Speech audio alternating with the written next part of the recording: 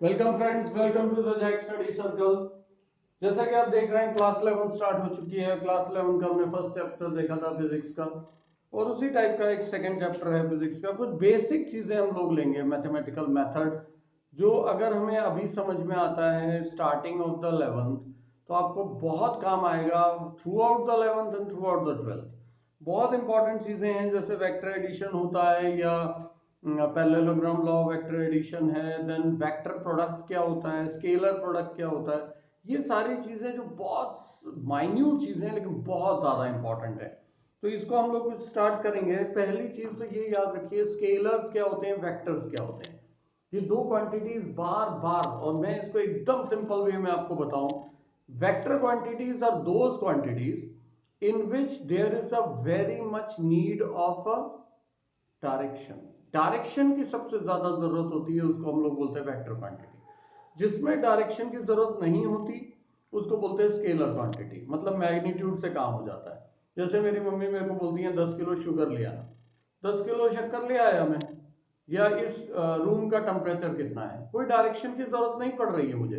भैया ये लिक्विड की डेंसिटी क्या है, कोई डायरेक्शन की जरूरत नहीं। लेकिन इस चीज को हम लोग बोल सकते हैं स्केलर क्वांटिटीज, जिसमें मैग्नीट्यूड इंपॉर्टेंट है, डायरेक्शन इंपॉर्टेंट नहीं है। दैट इज नोन एज, बड़े ही आराम से हम लोग उसको स्केलर क्वांटिटी बोल सकते हैं। Now what are vector quantities? इसका एक सिंपल एग्जांपल दूं। एक बार मैं और मेरे चार दोस्त, मतलब तीन दोस्त, सॉरी चार लोग थे हम लोग एक कार से जा रहे थे, कार खराब हो गई, हम उतरे, हमने कार को धक्का लगाना शुरू किया और कार हिली। अब यहाँ पे डायरेक्शन इसलिए इंपॉर्टेंट है क्योंकि चार लोग अच्छे हट्टे कट्टे धक्का लगा रहे हैं, कार हिल नहीं रही। क्यों नहीं हिल रही होगी? सिंपल सी बात थी, दो आगे से धक्का लगा रहे थे, दो पीछे से लगा रहे थे, कार कहाँ जाएगी? कहीं पर भी नहीं। जोक्स अपार्ट, ये चीज इसलिए भी इंपॉर्टेंट है कि डायरेक्शन कौन सी है आपकी फोर्स लगाने की। तो फोर्स, ऐसी चीजों में डायरेक्शन बहुत ज्यादा इंपॉर्टेंट हो जाती है। तो जिनमें magnitude as well as direction are important, that is known as vector quantity. तो वेक्टर क्वांटिटीज को जब भी हम लोग रिप्रेजेंट करते हैं, हम लोग एक एरो के साथ रिप्रेजेंट करते हैं कि भैया वो जा कर रही है। तो इस टाइप से हमारे पास दो चीजें हो जाती हैं। एक होता है जैसे ए डॉट बी, इसको बोलते हैं हम डॉट प्रोडक्ट या स्केलर प्रोडक्ट, स्केलर प्रोडक्ट, ठीक है। और दूसरा होता है vector product. Vector product, product मतलब मल्टीप्लीकेशन। अब इसमें ए डॉट बी भी मल्टीप्लीकेशन आपको पता ही, और ए क्रॉस भी मल्टीप्लीकेशन होता है। लेकिन जो क्रॉस है वो वेक्टर है और जो स्केलर है वो डॉट प्रोडक्ट है। अब इन चीज, ये कहां से आई हैं ये चीजें? तो याद रखो, ए अगर कोई वेक्टर है, अच्छा वेक्टर्स को हम कैसे रिप्रेजेंट करते हैं, जैसे for example 2i plus 3j plus 5k। अब आप बोलेंगे आई जे के कौन? आई है डायरेक्शनल वेक्टर या unit vector in the direction of x axis, y axis and z axis. I J K से रिप्रेजेंट किया जाता है। मान लो एक और वेक्टर लिया मैंने, आई प्लस 3j, और k नहीं है, तो k नहीं है मतलब समझ लो आप 0k। ऐसे कहीं पर भी कोई एक लेटर मान लो j नहीं लिखा हुआ, तो आपको समझ लेना that is the zero. I मतलब x axis, y axis and z axis. अब इसका सीधे सीधे अगर हम स्ट्रेट फॉरवर्ड वे में आए कि स्केलर प्रोडक्ट क्या होता है। अब स्केलर प्रोडक्ट देखो निकालना बहुत ज्यादा आसान है। आई वाले टर्म को आई वाले टर्म से मल्टीप्लाई कर देना और आई हटा देना। 2 1 2 plus 3 3 9 plus 5 0 0। This is your answer. इसको हम बोलते हैं scalar product, just multiplication of I with I, J with J and के विद ए। लेकिन वेक्टर प्रोडक्ट उतना आसान नहीं है, उसके लिए थोड़ा सा आपको तिकड़म यूज करनी पड़ती है। ये होता है डिटर्मिनेंट। डिटर्मिनेंट के टाइप में हमें सॉल्व करना पड़ता है। आई जे के, सबसे पहले हम यहां लिख देंगे आई जे एंड के। अब मेन गेम स्टार्ट होगा इसके अंदर कि आई जे के तो लिख दिया, आई वाले टर्म्स क्या है? 2 3 5, 2 3 5, 1 3 0, 1 3 0। अब देखिए इसको सॉल्व कैसे करना है। ए क्रॉस बी की बात हो रही है, तो मैं आपको बताऊं ए क्रॉस बी को सॉल्व कैसे करना है। आपका पूरा ध्यान यहां पे होना चाहिए। आई लिया मैंने सबसे पहले, ठीक है, आई का कॉलम छोड़ दो, आई की रो छोड़ दें, इसको बोलते हैं हम rows, and these are all 3 columns. तो आई अगर मैं कंसिडर कर रहा हूं तो ये रो छोड़ देनी है आपको, ये कॉलम छोड़ देना, 3 5 3 0, जैसा कि हम लोग क्रैमर रूल में 10th में कर चुके हैं उसी टाइप का। 3 इंटू 0 माइनस 5 इंटू 3, तो 3 into 0 is 0, minus 5 into 3 15। Next term में हमेशा माइनस लेना है, मतलब पहला प्लस, सेकंड माइनस, तीसरा प्लस।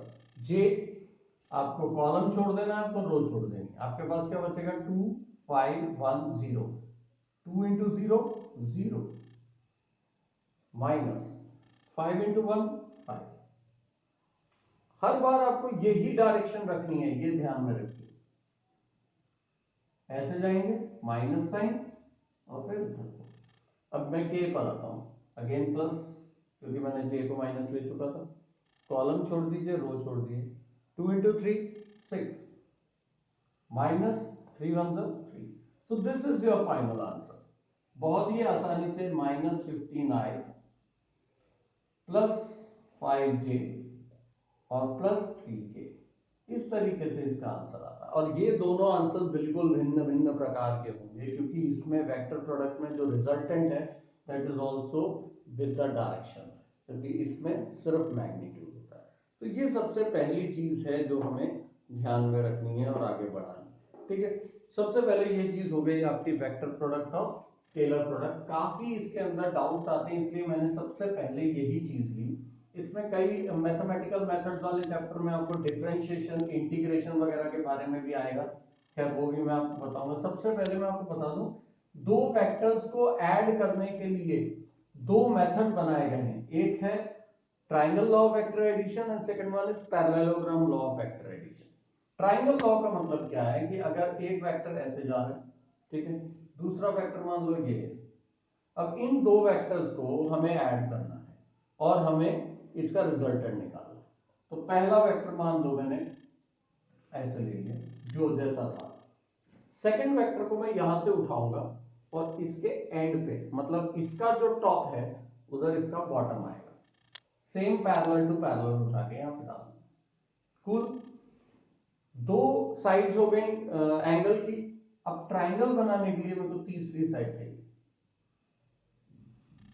अब देखो ऐसे गया था एरो, ऐसे गया था, आमतौर पे ऐसे आना चाहिए था, लेकिन हम इसकी डायरेक्शन ऑपोजिट रखें।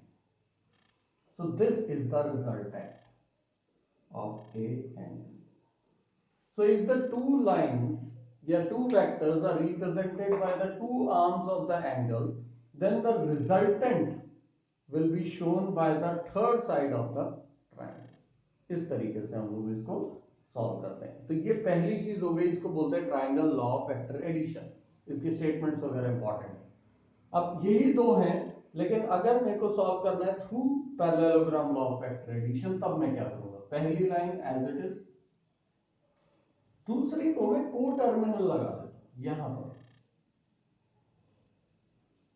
अब इसको सॉल्व कैसे करना है, इसको सॉल्व करने के लिए एकदम सिंपल, ध्यान में रखो, इसी के पैरेलल में एक और लाइन ड्रॉ करें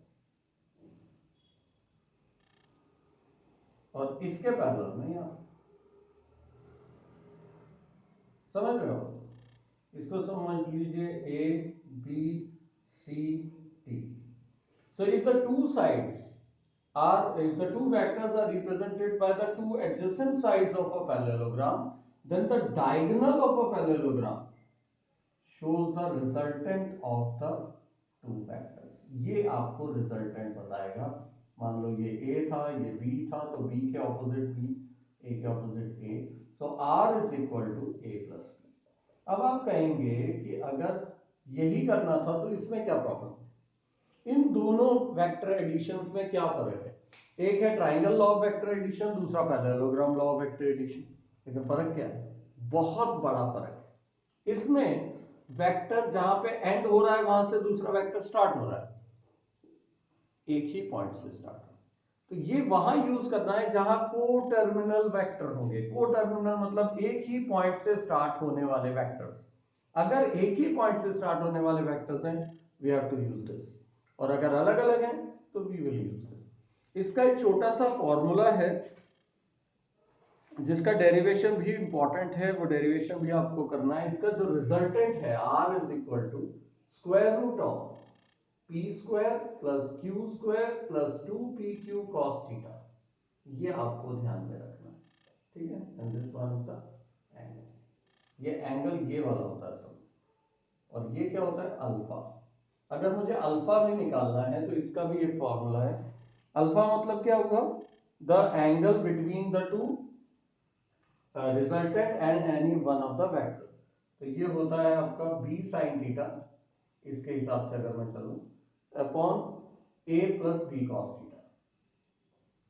दोनों का डेरिवेशन है, आप पहले ट्राई करके देखो, अगर आपको डेरिवेशन नहीं आ पाए तब मैं आपको बताऊंगा। दूसरी चीज एक मेरे को और इंपॉर्टेंट चीज बतानी थी, अगर यूनिट वेक्टर फाइंड करने को आता, वही जैसे हमने पहले दो वेक्टर्स लिखे थे, अगर उसी टाइप में यूनिट वेक्टर फाइंड करने को आता है तब हम क्या करते हैं, सेम जो वेक्टर होता है उसको उसी के मैग्नीट्यूड से डिवाइड कर देते हैं। फॉर एग्जांपल जैसे 2i plus 3j plus 4k something ऐसा कोई वेक्टर है, और इसी का ही यूनिट वेक्टर निकालने को आए तो हमें क्या करना है, we have to divide this vector by adding the magnitudes, 2 का स्क्वायर प्लस 3 का स्क्वायर प्लस 4 का square. Okay, so the equation will become 2i plus 3j plus 4k, 2 का स्क्वायर 4 9, ठीक है, 9 plus 4 is 13, 13 plus 16 is 29। इस तरीके से आपको करना है। तो ये चैप्टर बहुत आसान है, ट्राई करके देखिए, मैंने कुछ हिंट्स दिए हैं, कुछ गाइडलाइंस दिए हैं, इस पे करके देखो। इंडक्शन टाइप का है, पूरी तरह से स्पून फीडिंग पे बिल्कुल भी मत जाओ, और कोरोना के टाइम में तो self study is the best study. फिर भी छोटे मोटे वीडियोस बना के मैं आपको लगातार कोशिश करूंगा कि हम लोग अपनी नॉलेज शेयर कर पाए, और जो चीज़ आपको समझ में आए ध्यान में रखिए, दूसरों को जरूर समझाने।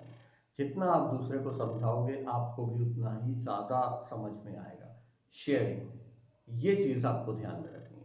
कोई भी डाउट आए डायरेक्ट कॉल कर सकते हैं 808-747-9204। Thank you.